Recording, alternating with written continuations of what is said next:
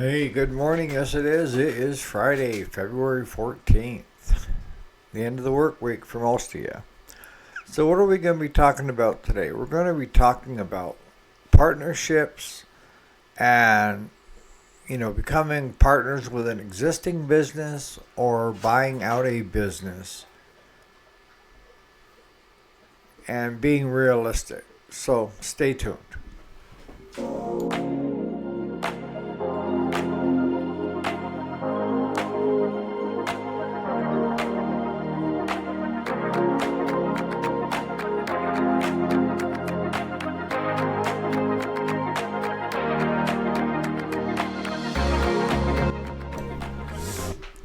Alrighty, so welcome back to the channel. My name is Eric, if you didn't already know it, and this is the weekday, Monday through Friday. Today is Friday, February 14th of 2025.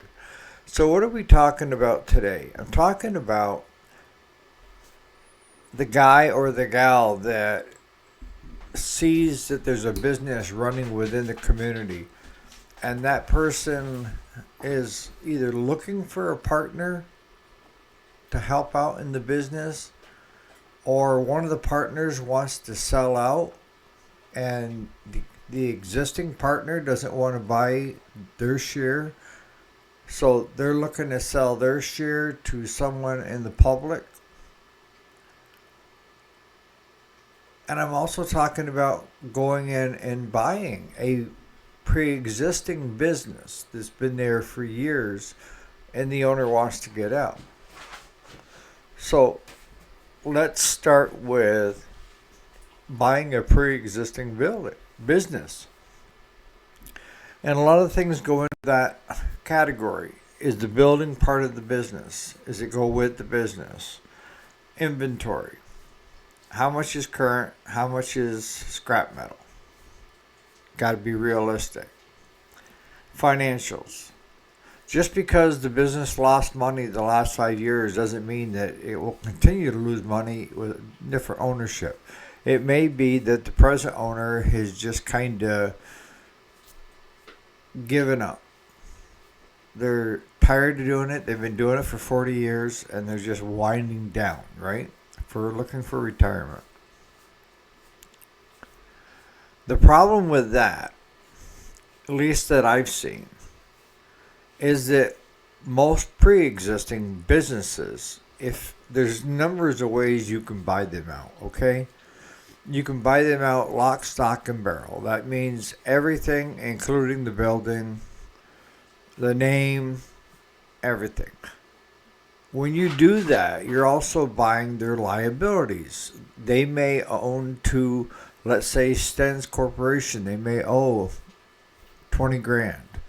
To other ones, they may be in 18, 20 grand. You just come in, before the summer hits and they've already done their pre-season ordering and they have X number of days, weeks to pay that money back. That is a liability. A liability is also the building may have a mortgage on it and you're assuming the mortgage. Now, if you have the financial wherewithals, pay off the mortgage, pay off the parts companies that supplied the pre-season order, then you don't have to deal with that crap, right? But you tied up good money. And then if you're buying a business that's floor planning as well, and you're buying it lock, stock, and barrel, you're buying the floor planning as well. And at that point, you can't renegotiate a deal until a certain time, or if that's on the table of, I'm trying to think of the right wording, of yes, floor planning can be part of the business or it cannot. I mean, there's so many different things that go into buying a pre-existing building or business when you're doing lock, stock, and barrel. You're accepting all their liabilities usually, unless it's You know, unless part of the sales agreement says, okay, all your debts have to be paid in full with the monies that I'm paying you to buy out your business. This is going to be part of the selling price. And when it comes to doing that, for me anyways, it would be, instead of me handing you that money, I will hand Stens Corp a check. I will hand deliver or pay over a pay online with a credit card, what have you. But I will pay those debts. But it comes off the bill of ownership. That works. Because I'm leery about buying somebody out and then hoping they do the right thing. And through any of this that I'm talking about, you need an attorney to take care of you. I've done deals where we had an attorney dual purpose, where they were doing the buyer and the seller. And they tended to be more receptive to the buyer, or to the seller rather. And if you have your own attorney, they will look through and say yay or nay, because they're trying to cover thy ass, right?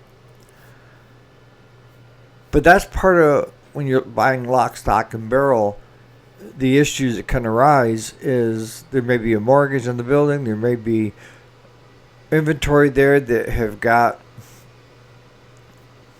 monies owed against them. There may be equipment in that building that has monies owed against them that they're paying on a monthly basis to an auto parts dealership that is supplying the lift on a monthly. All these things you need to know. And all these things, the owner should be required to be forthright about, right? There shouldn't be any gotchas if done right. And here's the other thing. Whether you're buying somebody's inventory or you're buying somebody's business, because people come to me and want to know if I'm willing to buy out their inventory, is 9 times out of 10, they overvalue their inventory. And I get it. You may have that much money tied up in it. But if it's new old stock and nobody's using it, or it's a hit or miss when you're trying to sell that stuff, it has less of a value, right? If you want to get the most out of new old stock, find somebody that's their niche online, whether it's eBay, Amazon, or both, their website, and they're buying. I know a couple guys that go out and buy up new old stock, but they're the resident expert when it comes to, let's say, older home light parts, whether it's carburetor kits, floats, you name it. These guys know their stuff. They know when they look at it exactly what it is. And this has come from over time, right? But when you're buying online, where would you rather go? To somebody that knows their stuff, or somebody that's just peddling what they see on a package, So it would have more value there. But I can give you an example here. A couple years back, there was a farm machinery dealership that was three generations, except for 2 generations, and the third generation didn't want to carry it on. But he was left, his only child was left the business. And downstairs, they had boatloads of parts for farm equipment, for balers. They were dealers for different brands. I think International, New Holland, you name it. They used to be the main dealership.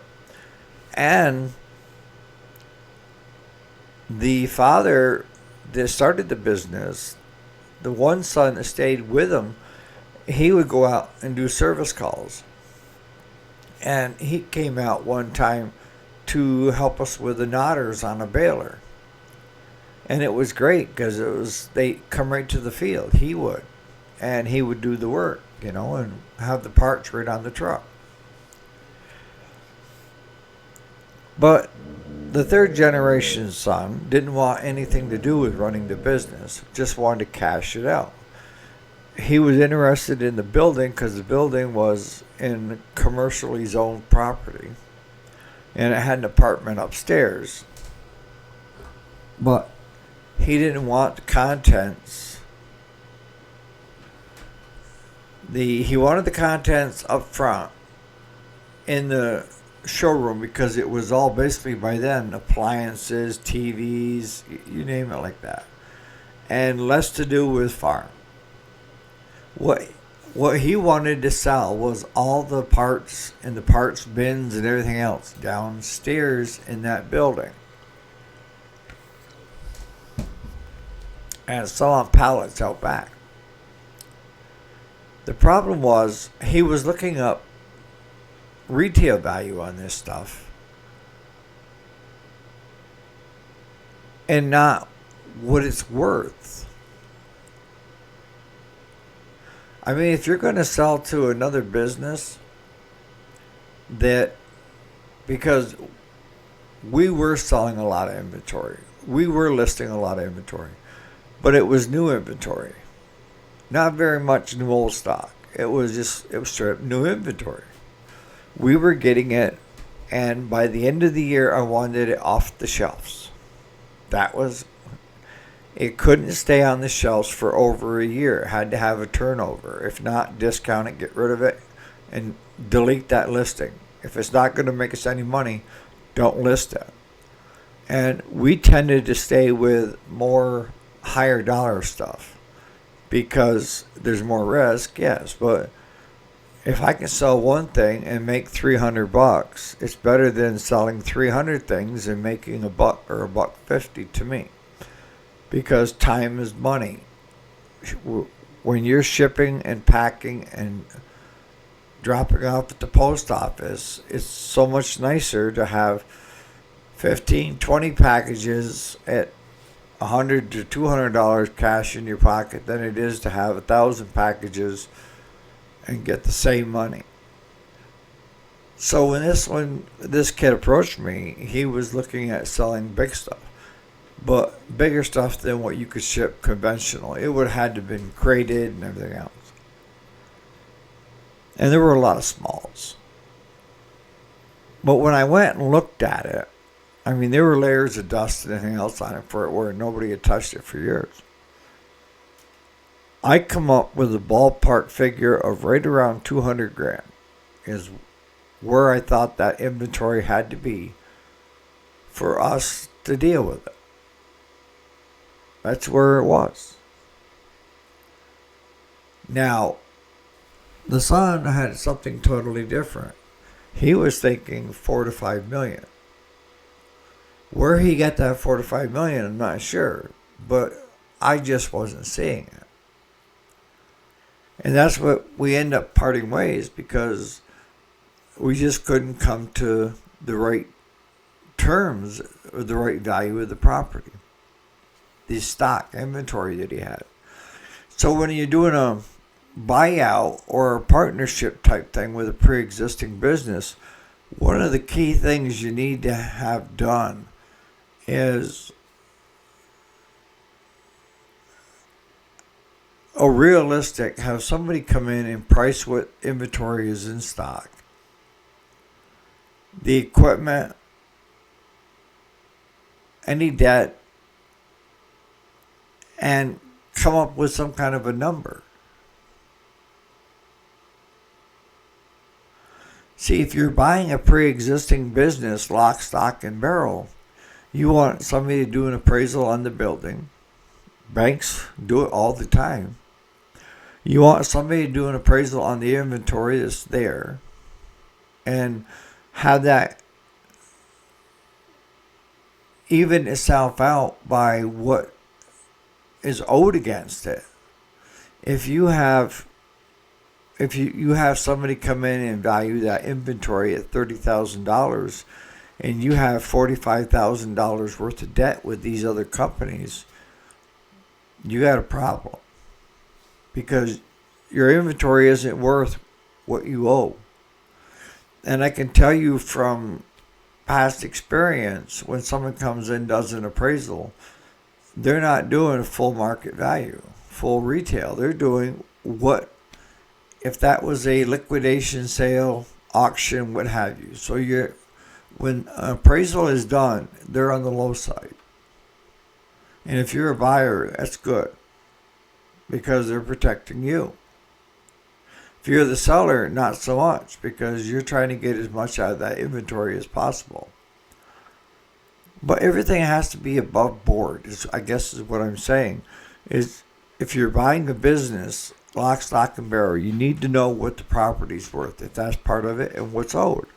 You need to know any liabilities that are against that property and or equipment that is there. And that includes parts, that includes pre-season orders, that includes floor planning, everything. And I've seen businesses where you would have somebody go in and do an appraisal and be a couple $100,000 in the red and have them think that they've got something to sell. It'd be different if they owned the building with no mortgage, owned all the equipment, and you built equity in your business. But if you have liabilities that equal that equity or more, it's a negative number. And those are the ones you want to steer clear of, unless they're willing to take a negative, overall and value the business at, let's say, $150,000 total. But they may be asking for $1 million to buy up their business. So that's the biggest thing, is you need to know what's there. You need to have a third party come in and do that appraisal, and have a third party that understands and knows what the value is on those parts. And there's a number of different groups out there that have appraisals. If you're buying the commercial property, your local bank, you could have the appraiser come out and do an appraisal on the property for you. There's a number of appraisal companies for real estate, for inventory, for specific needs that will come in and give you a fair, honest assessment of what is there. The prior owner is not going to be happy, because most times, 9 out of 10 times when I've been trying to deal with people, they're looking at an unrealistic number for their inventory and their equity and what they have in the building. Things depreciate. Equipment depreciates. It gets old. It gets worn, and it's time for new. But the owner is still thinking it still has a lot of value. So whether you're buying somebody out or going into a partnership with a pre-existing business, you need to know all this stuff. You can't come in blind. Just because the guy says for $200,000 he'll become partners with you, maybe throwing $200,000 into the fire. Because once you're in, then you realize all the debts, and now they're your debts, because you become a partner. Or worse yet, you bought the business, and now all these things are your debts. And your debts may be more than what everything is worth. There's no equity there. If you understand that part. So I'm going to start wrapping this up. When you go into a pre-existing partnership and you're buying out one of the partners, make sure you have appraisals on everything there, and that includes inventory. And have it be an honest appraisal, fair market value as of that date. And I can tell you right now, if it's new old stock, any appraiser worth a grain of salt is not going to appraise that at higher than what the partners paid for it. Very rarely. Because it's a hard sell. You have to have the right individual that is well known in that field for that particular brand of new old stock to get these older dealers or these older mechanics to buy from them. If you're buying up a complete business, you need to know all the liabilities before you sign on a dotted line. You need to have an abstract of the property to find out if there's right-of-ways through it and this and that you didn't know. And when you're buying property, you want it surveyed so you know where the lines are, your boundaries. But if you have a decent lawyer, all this stuff is going to be hashed out. But lawyers don't know what stuff is worth. They're going by what you're saying. A good lawyer will hire somebody to go in and do an appraisal. You're going to pay for it. But it may be the cheapest way out if it comes back that the business is not worth even a penny. It's so far in the red that you'd never make it out. You need to know that. And it may be worth $5,000 to keep you from getting into a $500,000 business that has that much debt. You see what I'm saying? So on that note, put in the comments what your thoughts are. Because I know some of you have talked about buying out somebody that is already running a business there.